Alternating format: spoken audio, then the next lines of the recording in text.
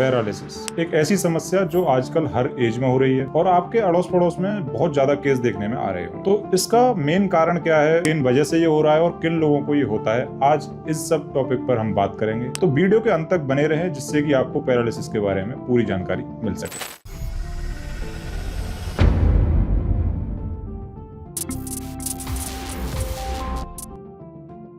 नमस्कार दोस्तों, मैं डॉक्टर राजेश नरवार। तो शुरुआत करते हैं पैरालिसिस क्या है। तो दोस्तों, पैरालिसिस एक ऐसी समस्या है जिसमें आपका एक साइड का हाथ, पैर या चेहरा टेढ़ा हो जाता है या फिर दोनों साइड के भी ये चेहरे, हाथ वगैरह टेढ़े हो सकते हैं। उसी समस्या को हम पैरालिसिस कहते हैं। तो पैरालिसिस के दो मेजर कारण हो सकते हैं, एक इस्केमिक स्ट्रोक और दूसरा हीमोरेजिक स्ट्रोक। इस्केमिक स्ट्रोक में आपके जो ब्रेन की वेसल्स हैं उसमें यदि कोई भी क्लॉट फंस जाता है या फिर उसमें किसी भी प्रकार से कोई रुकावट आती है तो इसको आप इस्केमिक स्ट्रोक बोलते हैं, जिसकी वजह से ब्रेन के आगे की सप्लाई बंद हो जाती है और ब्रेन का पूरा हिस्सा डैमेज हो जाता है, जिस हिस्से में वो क्लॉट जाकर फंसता है। इसी प्रकार हीमोरेजिक स्ट्रोक अधिकतर या तो ब्रेन इंजरी के कारण होगा या फिर होगा आपके हाई ब्लड प्रेशर के कारण, जिससे आपके जो ब्रेन की वेसल्स हैं वो कमज़ोर होती हैं और वो फट जाती हैं। और ये अधिकतर एक एज 70 से 80 के आसपास या उसके बाद में होता है ज़्यादातर, क्योंकि बुढ़ापे में बॉडी की जो वेसल्स होती हैं वो बहुत ज़्यादा कमज़ोर हो जाती हैं। ऐसे में अगर उन्हीं वेसल्स के अंदर हार्ट की तरफ से अगर 200 या फिर 200 से ऊपर का प्रेशर दिया जाता है तो वो वेसल्स आसानी से फट जाती हैं। वेसल फटने के बाद ब्रेन के अंदर एक ब्लड का क्लॉट बन जाता है और ब्रेन में ब्लड क्लॉट बनने के बाद ब्रेन के और पास जहाँ पर वो क्लॉट होता है वहाँ पर एडिमा यानी कि सूजन की शिकायत हो जाती है, जिस कारण आपके ब्रेन की जो मिड लाइन होती है वो दूसरी तरफ शिफ्ट हो जाती है। इस कारण भी आपको पैरालिसिस हो सकता है और आपके अंग काम करना बंद कर दें। लेकिन दोस्तों, इसमें एक सहूलियत ये भी होती है कि जिस तरह एडिमा का टाइम 3 से 5 दिन का होता है, 3 से 5 दिन में जैसे जैसे वो एडिमा यानी कि वो सूजन कम होती है, उसके साथ साथ आपके ब्रेन का जो दबाव है, ब्रेन के दूसरे हिस्सों पर जो उस एडिमा की वजह से दबाव पड़ता है, मिड लाइन दूसरी तरफ शिफ्ट हो जाती है, वो अपनी जगह पर प्रॉपर आने लगती है। और समय के साथ साथ या 5 से 7 दिन बाद ऐसे पैरालिसिस केस में काफ़ी ज़्यादा सुधार भी देखा जाता है, काफ़ी हद तक वो ठीक भी हो जाते हैं। पैरालिसिस होने के क्या क्या कारण हो सकते हैं, जिन कारण आपके ब्लड वेसल्स फटते हैं या फिर ब्रेन में क्लॉट हो सकता है या फिर ब्रेन के अंदर एडिमा हो सकता है।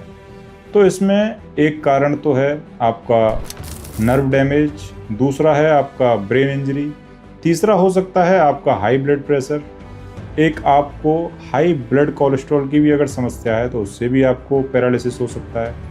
ब्रेन के अंदर यदि किसी भी प्रकार का ट्यूमर है, वो चाहे कैंसर का है, चाहे टीबी वगैरह का भी कोई ट्यूमर है, तो उससे भी आपको पैरालिसिस जैसी समस्या हो सकती है। एक यदि आपके ब्लड के अंदर किसी भी प्रकार का ब्लड क्लॉट है या किसी कारण से ब्लड क्लॉट आपके ब्लड के अंदर बन चुके हैं और वो आपके ब्रेन की वेसल्स में जाकर यदि अटकते हैं तो उस कारण भी आपको पैरालिसिस हो सकता है। दोस्तों, पैरालिसिस में मैं आपको एक जानकारी और दे दूं, यदि आपके ब्रेन के राइट वाले हिस्से में किसी प्रकार का डैमेज हुआ है या ट्यूमर वगैरह है तो आपका लेफ्ट वाला हिस्सा यानी कि लेफ्ट के हैंड, लेग, उन पर पैरालिसिस अटैक दिखाई देगा। और यदि लेफ्ट ब्रेन वाले हिस्से पर आपको कोई क्लॉट या फिर कोई इंजरी हुई है तो आपका जो राइट वाले जो हाथ पैर हैं वो बंद हो जाएंगे। ये इस तरीके से ब्रेन के राइट हिस्से से लेफ्ट और लेफ्ट हिस्से से राइट अंग काम करते हैं। तो अब इसमें बात करते हैं कि पैरालिसिस के सिम्टम्स क्या होते हैं। तो इसमें मोस्टली जो संकेत मिलते हैं वो मिलते हैं कि आपका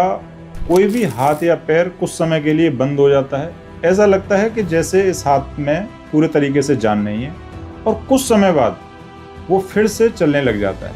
तो इसको देखने में ऐसा लगता है कि जैसे कि शायद ये हाथ किसी दबे रहने की वजह से या फिर किसी कारण से बंद हो गया था, लेकिन अभी सही है। तो ये पहला संकेत है और यही संकेत मेरे दादाजी को भी मिला था, लेकिन हमने दादाजी के कहने पे या हमारी गलती कह सकते हैं, उसकी वजह से हमने इग्नोर किया और उनको 2 दिन बाद पैरालाइज अटैक हुआ, जिसमें उनकी हाफ बॉडी पूरे तरीके से पैरालाइज्ड हुई।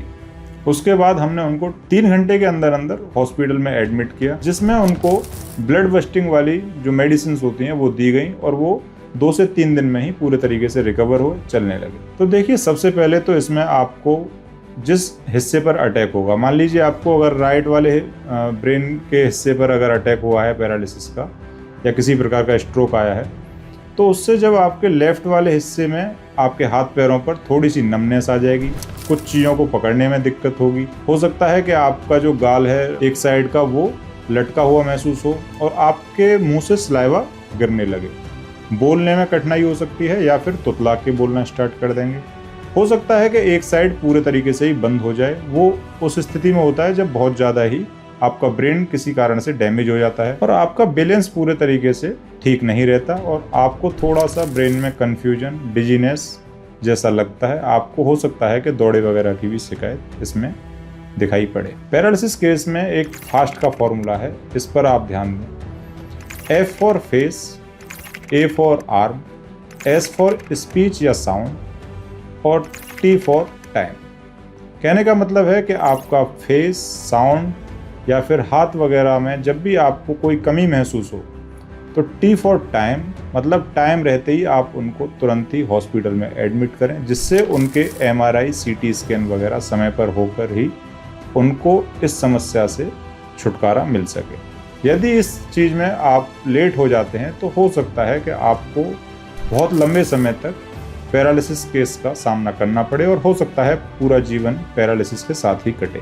यदि पैरालिसिस के इलाज की बात करें तो यदि आपको इस्केमिक स्ट्रोक आया है तो ऐसे केस में आपको 2 से 3 घंटे के अंदर ही ब्लड क्लॉट को तोड़ने वाली दवाइयां देकर आपको बचाया जा सकता है पैरालिसिस होने से। यदि आपको हीमोरेजिक स्ट्रोक आया है तो ऐसे में आपके ब्रेन से ब्लड क्लॉट को निकालने के लिए ब्रेन थेरेपी या फिर कुछ एक्सरसाइज, मेडिटेशन वगैरह कराते हैं, जिससे आपका एडिमा जल्दी से हील हो, या फिर सीधे ब्रेन सर्जरी द्वारा उस ब्लड क्लॉट को निकाल दिया जाता है। ब्रेन सर्जरी में बहुत ज़्यादा रिस्क भी रहता है, कभी कभी पेशेंट की जान भी चली जाती है। क्या पैरालिसिस ठीक हो सकता है? तो इसमें मैं आपको एक बात ये बताना चाहता हूँ कि ब्रेन का एक हिस्सा डैमेज हुआ है या फिर ब्लड क्लॉट के कारण जो पूरे तरीके से बंद हो गया है, तो वो हिस्से को कभी आप दोबारा से सही नहीं कर सकते। लेकिन ये सही इस तरीके से होने लगता है कि जो ब्रेन का हिस्सा डैमेज हुआ है उस हिस्से से चलने वाली प्रक्रियाएं, ब्रेन का दूसरा हिस्सा उन चीज़ों को एडॉप्ट करता है और धीमे धीमे उन चीज़ों में सुधार आने लगता है।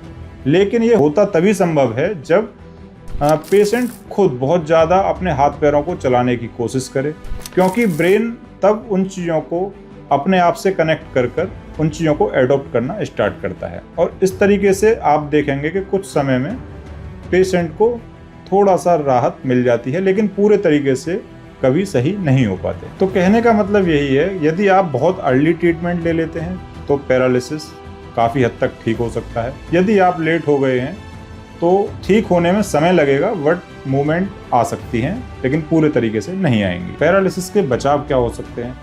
तो इसमें सबसे पहले तो आप ध्यान रखें कि आप अपना BP मेंटेन रखें, डायबिटीज़ आपको ना होने पाए, और आपका जो ब्लड कोलेस्ट्रॉल है वो नियंत्रित रहे। मतलब अगर वो ज़्यादा हाई होगा तो आपका BP हाई होगा, जिससे आपकी ब्लड वेसल फटने का खतरा रहेगा। अभी ये खतरा आपको 50 साल की एज के बाद ज़्यादा रहता है, उससे पहले आपकी ब्लड वेसल्स वगैरह थोड़ी मजबूत होती हैं तो वो आराम से नहीं फटती हैं। दूसरा, इसमें आप अपनी एक्सरसाइज नियमित करते रहें, जिससे आपका शरीर हेल्दी रहे। तीसरा, पैरालिसिस के बारे में आपको पूरी जानकारी होना चाहिए, जिससे कि आपको कोई भी लक्षण यदि दिखाई दे तो आप तुरंत ही उसका इलाज करा दें। पैरालिसिस से रिलेटेड हमने वैसे तो आपको सारी जानकारी देने की कोशिश की है, लेकिन फिर भी आपके मन में कोई भी सवाल पैरालिसिस को लेकर है तो आप हमें कमेंट में डाल सकते हैं। हम पूरी कोशिश करेंगे कि आपको कमेंट में ही उसका रिप्लाई करें, या फिर अगर आपका सवाल कुछ जेन्युइन हुआ तो हम उस पर नया वीडियो बनाकर भी आपको जानकारी देने की कोशिश करेंगे। इसी के साथ हम अपना ये वीडियो समाप्त करते हैं। धन्यवाद।